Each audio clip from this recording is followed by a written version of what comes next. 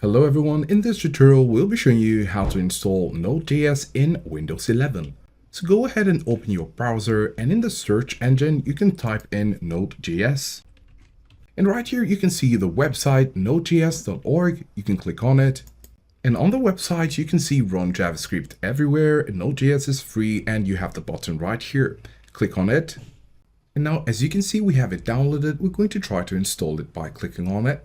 And this is a setup wizard. We're going to click on next. Click the checkbox to accept the terms. Click on next again. This is where the files will be located and we're going to click on next. Click on next again. Make sure you click the checkbox which helps you to automatically install the necessary tools. Click on next again and click install. Now that the installation is complete, you can click on finish. Now when we come over here and search for Node, we now have our Node.js file installed. If you found this video helpful, do give us a like and subscribe for more videos, and thanks for watching.